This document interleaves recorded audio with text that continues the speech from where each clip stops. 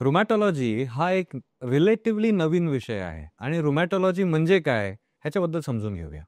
मी doctor Sushant Shinde आणि रुमॅटॉलॉजी India हा जो चॅनल आहे ह्याच्यातनं आमचा एफर्ट आहे की मॅक्सिमम लोकांपर्यंत रुमॅटॉलॉजीबद्दल योग्य नॉलेज पोचावं आणि तुम्ही त्याचा फायदा उचलावा. जर तुम्हाला वाटतं की तुमच्या परिवारामध्ये कोणाला रुमॅटिक डिसीज वात आहे तर ह्या चॅनलला जरूर सबस्क्राईब करा.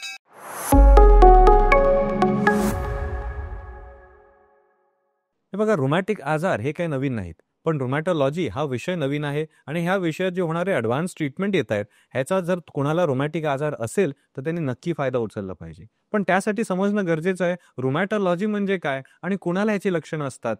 बघा, सर्वसामान्य जेव्हा आपण वात म्हणतो, वात ह्या शब्दाचे लोक बरेचसे अर्थ काढतात, पण मी त्या वाताचा एक अर्थ पकडून आज बोलणार आहे, तो म्हणजे रुमॅटिक आजार.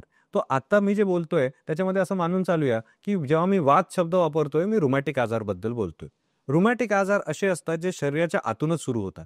बघा, बरेचसे आजार जे आपल्याला माहिती आहेत ते इन्फेक्शन्स आहेत. जसं की शरीरामध्ये बॅक्टेरिया किंवा व्हायरस आला तर तो आपल्या शरीरात अटॅक झालाय बाहेरून बॅक्टेरिया व्हायरसचा, तो हवेतनं आला असेल किंवा दूषित पाण्यातनं आला असेल, जेवणातनं आला असेल. पण असा बॅक्टेरिया शरीरात आल्यावर त्याच्याशी लढण्यासाठी आपली प्रतिकारशक्ती आहे. प्रतिकारशक्ती जेव्हा त्या बॅक्टेरिया व्हायरसला अटॅक करते, तो इम्युन सिस्टमचा अटॅक त्या बॅक्टेरियावर आहे. ह्याच्याने तो बॅक्टेरिया नष्ट होईल. ही गोष्ट समजण्यासाठी त्यातल्या त्यात सोपी आहे.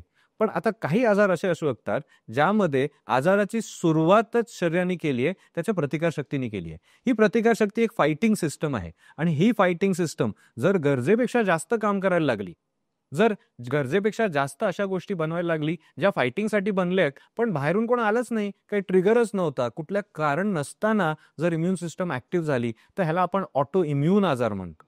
ह्या ऑटो इम्युन आजारमध्ये ज्याच्यात इम्युन सिस्टम ऑटोमॅटिकली एक्स्ट्रा काम करते, स्वतःला जर नुकसान करायला लागली तर ती वेगवेगळ्या ठिकाणी इन्फ्लमेशन करेल. इन्फ्लमेशन म्हणजे शरीरातनं आतच सुरू झालेली जखम.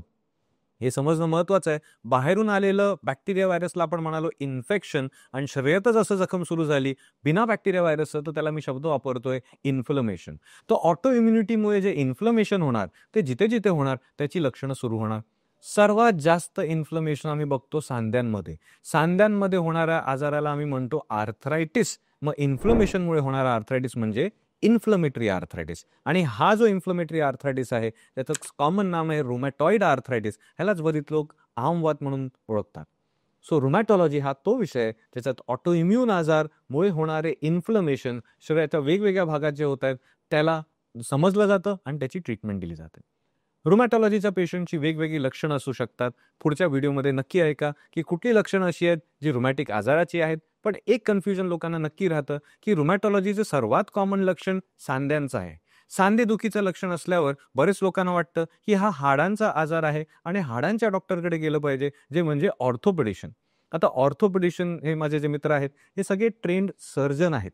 ऑर्थोपेडिक्स डॉक्टर ह्यांचं काम आहे तुटलेलं हाड म्हणजे फ्रॅक्चर ह्याला जोडणं, झिजलेला हाड म्हणजे ऑस्टिओआर्थरायटिस ह्याला बदलून नवीन गुडघा तुम्हाला देणं, एखादा हाडाचा आजार झाला, कधी इन्फेक्शन झालं तर त्याला बरोबर योग्य ट्रीटमेंट देणं.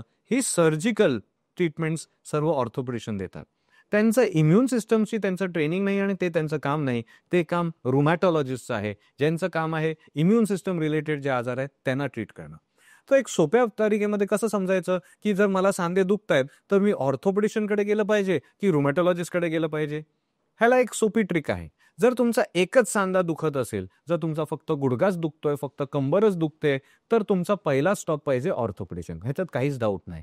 जर वयाप्रमाणे सांधे झिजतायत तर त्यासाठी सुद्धा मेन डॉक्टर राहणार ऑर्थोपेडिशन. जर हाड तुटलंय किंवा सर्जरीची गरज आहे तरी राहणार ऑर्थोपेडिशन.